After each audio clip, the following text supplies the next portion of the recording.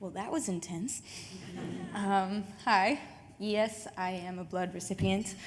One thing that's really cool about hearing everybody speak is it brought back so many memories for me. Not just from my accident, but from way before. Whenever I was in my accident, we'll start with that, I had to receive 19 units of blood. And I survived the unthinkable. My doctors literally told my family, we don't think she's gonna make it. And the only reason why I'm here is because that blood was available for me. The thing is, the blood that I used, I don't know them, never met them. They don't know me at all. But that blood helped me survive. And I think a lot of things that people don't realize, like I said in the video, that blood isn't just, magically appears. It's not just, oh, everybody else gives, I'm good, we're all right. When I was 16, I was able to give. That's like, whenever I was younger, there was always blood drives at my church, and it was an ingrained thing saying, like, this is important, this is needed. And so it was like a no-brainer, like, yeah, just give blood. And the guy who ran it, he actually talked about platelets and everything. I used to give platelets regularly from the time I was like 17 till I was 22. I would give because I knew other people needed it.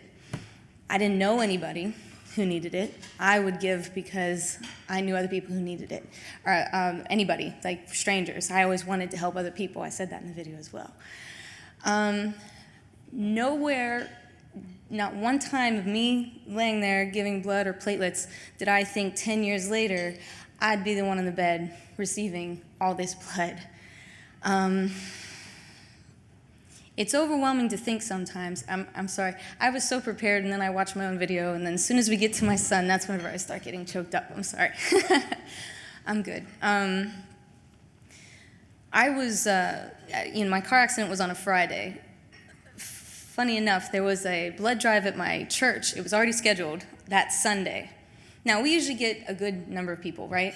But the memory that you brought up for me is that blood drive, they were overwhelmed because everybody heard on Facebook and on Instagram and everything, Rachel Salinetro was in a car accident, and I didn't realize how many people loved me because that blood drive, they had a line out the door of people wanting to donate blood.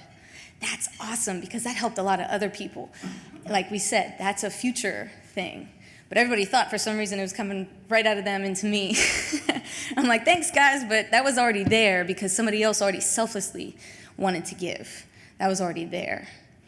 But I'm here, and after receiving the donated blood, I've thrived quite well with my body, my healed body. As you can see, I can walk again and run and do a lot more. Like I said at the beginning, I'm a personal trainer.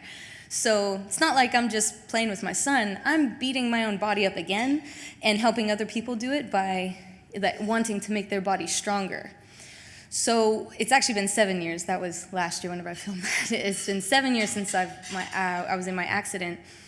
And I've been in gyms around the city, a lot of YMCAs, Thelma Lovett YMCA, which is in the Hill District, Duquesne Power Club, Power Gym, so Duquesne University, PNC YMCA, Highmark YMCA, or gym, fitness center, Spencer YMCA, the list goes on and on. I've been everywhere. But one gym that was very specific to all this, where I'm at, Mark, Highmark, they had blood drives all the time.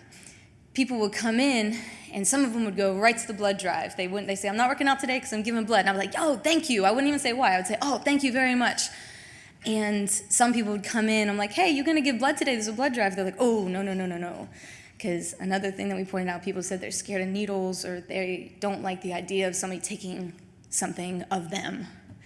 And I just say, I'm like, oh, okay. I'm like, are we friends? We're good? Like, we're friends, right? And they're like, oh, yeah, I love you. You're great, Rach. I'm like, okay, oh, cool. So just so you know, if there weren't people, people opposite of you saved my life. I needed donated blood And I tell them my whole story of my accident. I tell the amount of units that I needed. That was red blood cells, platelets, and plasma. And their eyes kind of widen because they see me as this crazy trainer jumping around the gym like, whoa, wait a minute, you, what, I tell them about it, and they kind of have a little change in their demeanor. Some people were like, oh, wait a minute, okay. I like that idea that, other people that I know, that can save them, but it still doesn't always change their mind. So then I'm like, well, I give the example of me of like, I gave before because for people that I didn't know, but I never knew that I was gonna be on the table. So if you're not gonna do it for selfless reasons, do it for selfish reasons, because it might be you. I wasn't prepared. Nobody said, whenever you're 26, you're gonna be in a car accident that's almost gonna kill you. And that's why you should give blood. No, that's not why I gave. Then their idea changes a little bit more, but they're still freaked out about the needle. They're still freaked out about something. They don't like this idea. So then I say again, I'm like, when I was in the hospital, whenever they brought me in and everything, nobody asked me if I was okay with needles. I was covered in holes. I was being poked and prodded constantly. Nobody asked me, why? Because I needed it. People need it. And this is something that's not that big of a deal for you to do. To step in to a room, answer a couple questions. Yes, let your bare arm out and give, I always call it the bag of life. Like every time I give blood, I always look at it and I just see like a life, a heart pumping or something like that, something that can be saved from something that came from me. It's not something that we can make at all. It's only from human to human, person to person. I miss being able to give platelets. I can't give platelets anymore because I don't have a spleen anymore.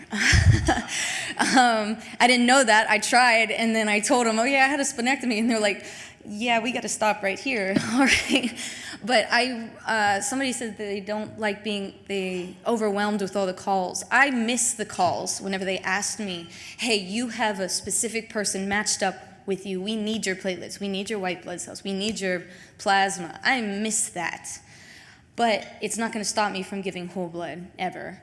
And I hope there's somebody out there like me that needs it, because everybody who donated blood, they gave blood to a person like me who my passion and career now is to help other people get healthier and save their own lives and save their own body so that they don't have to be unhealthy and die for any certain reason. That's why I'm here now. I am literally trying to touch as many people's lives as possible.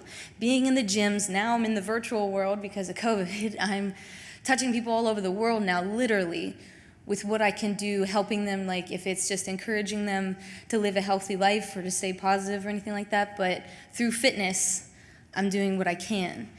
And all that donated blood helped my one life touch that many people. So if I can still donate blood to somebody like me, we can all touch a lot of people's lives.